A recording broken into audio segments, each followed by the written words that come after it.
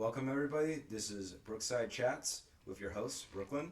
I'll be your co-host, Pojo. I'm here to assist this lovely man, and this will be the other co-host. Hi everyone, the name is Taco, and I'm really happy to be here with you all. So excited for this. So, Brooke, enlighten the congregation here why you've gathered us today. So we were at the pub a couple weeks ago, and we were talking about different obscure history, different philosophies, and different just ideas and mindsets. And we figured the way that we create these different conversations, we thought we should just make a podcast out of all this. So, what I'm hearing is you're just gonna make this podcast, and we're gonna talk about whatever we want. Correct. Sounds good to me. What about you, Taco? Yeah, no, I think I like the idea. Again, like Brooke said, these are conversations that we usually had as friends, at the bar or a very casual setting. And we thought them to be interesting enough to bring them on the air. So hopefully we can make something out of this, something interesting at least that some people can enjoy. So, Brooklyn, can you indulge me real quick? What's our lineup here? What's our starting team for season 1 of the Brookside podcast? Well, I was thinking one of our first initial episodes would be weird criminal organizations. So the Piranhas of Venezuela would be a part of that. So, and then as well as that, the Cornbread Mafia, one of the largest drug busts in history. Were they trafficking cornbread, or why are they called that? It's apparently something with corruption down south, and it's just a weird loop, kind of rabbit like hole. how 90% of avocados come through the cartel. The cornbread, that's such a weird name for it, but I guess, I'm interested to learn. I haven't heard about them before, so it'll be interesting to learn about them. And then as well as that, what would be Omaha's first potential professional sports team? So what they will have? So, the Mavericks going pro, or what they could have, I'm the talking Mets? Professional major league teams. So say MLB, NFL, NBA, NHL. WNBA. Maybe. And then another topic we can talk about is crazy cures for the Black Death. So, for instance, back in the past, they used chickens to kind of rub on their skin to absorb the infection or the crazy boils. Which completely makes sense. I mean, I do that now. I rub all my poultry dishes on my body before I eat it. Okay, so Brooke, you've presented a list of topics that are really all over the place, and there's no way that 3 guys here are going to be experts in all this. So, do you plan on bringing people that are more knowledgeable in these topics, that are more well-versed to talk about them? Correct. I'm going to try and find experts or people that are kind of related to particular subjects to kind of bring on, or just personal friends that have a good commentary about these particular subjects, or knowledgeable about these subjects. So, Brooke, along with that, how many episodes can we expect to record for this first season? Because we're going to be doing it by seasons. And when do we have a release date for this first episode and every episode forward? So I think, based upon just seeing how we are throughout the rest of the year, we're probably going to be releasing every Wednesday, and we'll probably have about 20 episodes to the remainder of the year. So for this first season that we're trying to go for, we're going to try to do 20 episodes. That seems like a reasonable number. Correct. So, with that said, here comes what the actual podcast is going to sound like. It's not going to be a book report as what we kind of sounded like so far. No offense to either one of you two. None taken. I'm glad you don't take offense. I know I already hate you.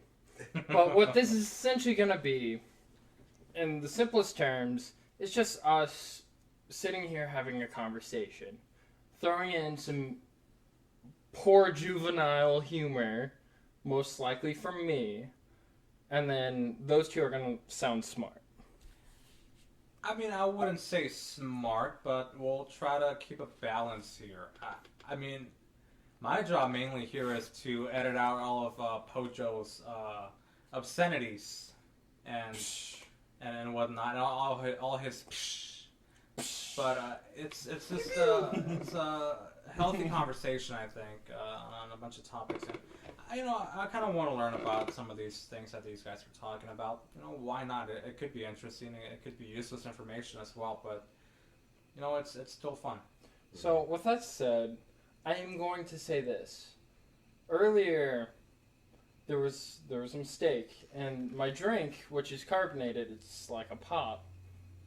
It's been fizzing for the past 5 or so minutes. For the audio listeners, listen very closely. That's been going for the past 5 minutes, and I've had to put my finger on it so I don't interrupt the Supreme Taco here. Supreme Editor Taco, I should say. There we go. Get your name. Get the names Sir right. Supreme Taco.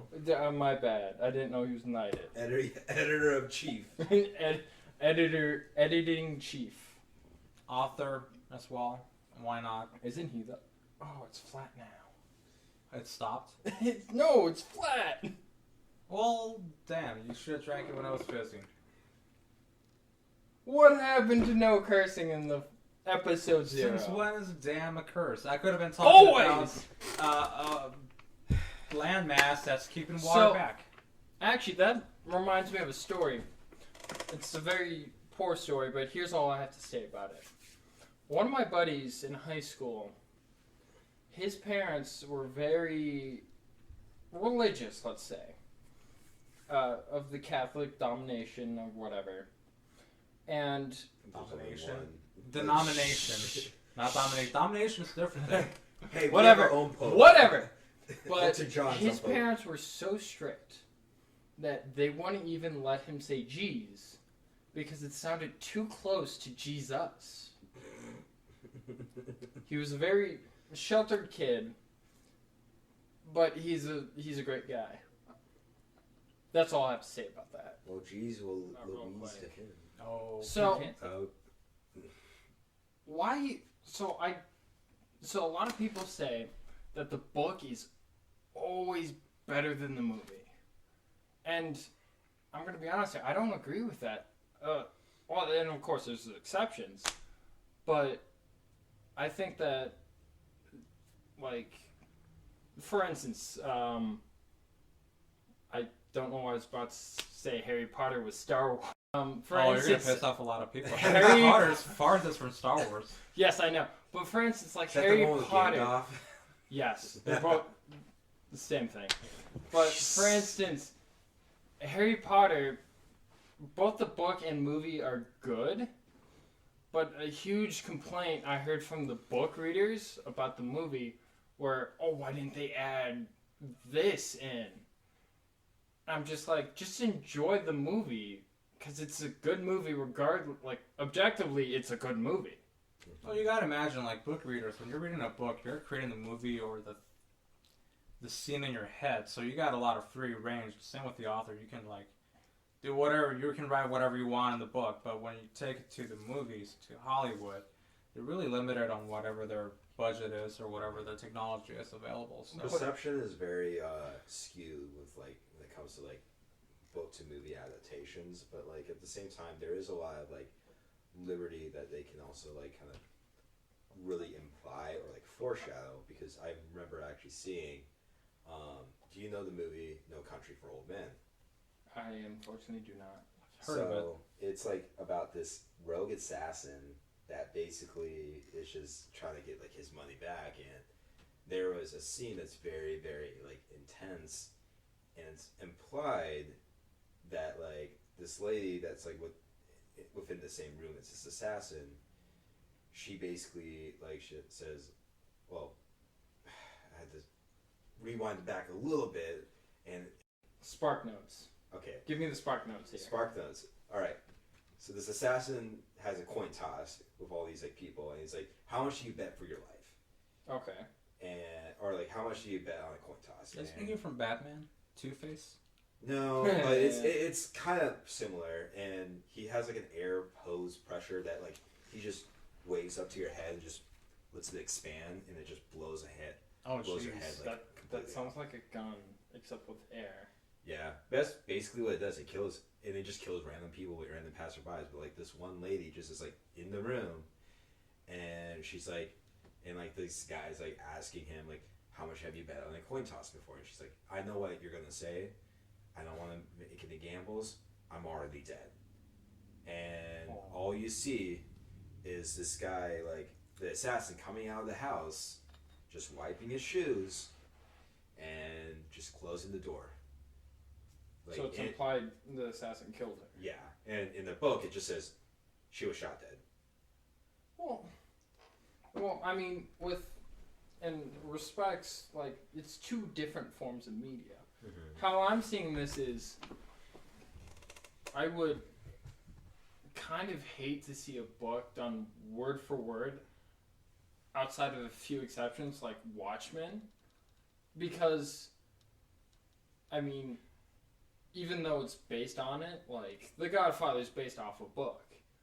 I think that it's more entertaining to see how there's a new set of eyes on this. It's not just the author. It's to see how it can be shifted into something new and more interesting than just being, oh, the assassin shot her dead. Mm-hmm. Yeah, but, like, and you can't really, and maybe this is just my lack of reading because I'm illiterate, mm-hmm. but it's more of, it can be implied and more left up to the audience. Oh, is she dead? Did she negotiate with him mm-hmm. to save her life? Or whatever. Mm-hmm. I guess another thing I kind of want to bring up too, now I'm thinking about it, is just like, about horror movies. Like, how do you, like, you can't do jump scares in the book. Like, you just imagine some guy reading a book. It's a pop-up book. He just flips over the page, he's like, oh shit, like, screams out. And here's the thing with horror movies. So, like, let's say you have a phobia of clown. When I say phobia, for clarification, a phobia is a step above you're scared of. It's an irrational fear of. So, like, for instance, people who have a phobia of clowns are absolutely terrified of it. And then it's just generally, you can't make a really good scary movie, I feel, because people are scared of different things. Some people are terrified of being buried alive, clowns, etc. But you can't, there's not really that catch-all scary thing. I remember walking in one day and I had like liquor in my hands. And I just had a thin blanket just on top of like bottles of whiskey. And I'm just like casually having a conversation because it was our campus is we're not in college anymore. For the audio listeners, we all went to the same college, by the way. Yeah. We're not going to name what college, though. Sponsor us, UNO. No, it's Ohio State. So silly me. Or was it the University of Alabama? Or Alberta, Canada. I don't know. Yeah, we went to Canada. There we go. Screw it. But yeah, just like walked in, casually had a conversation, was internally sweating because I was like brought in front of my RA, but like you were just like, never mind, just like food under my bed. I got away with shit. The RAs were really great. And that's all I have to really say about that. However, that reminds me, for a very short time in my life, I decided to travel Europe to get cultured, for the audio listeners, pinkies out. And I went to Rome. Very beautiful city in an architectural perspective. Every building had fancy art. Even the roads were fancy. But one of my buddies, he was like, yeah, you can drink from these fountains. So he goes up to this fountain, kid you not, and I'm with two other people that were from a different college, but we became friends over the trip. And he's like, yeah, I can drink from this fountain. And we're all like, dude, don't do that. That's how you get a disease or something. He decides to dip his hand in, and of course, me and the two other people are like, dude, don't do that. You're going to get something, some illness from it. So that night he's fine. Another night, or a whole nother day passes.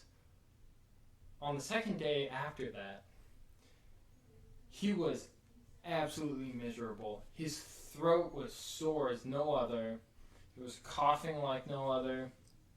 Blah, blah, blah. Turns out he caught strep throat from it.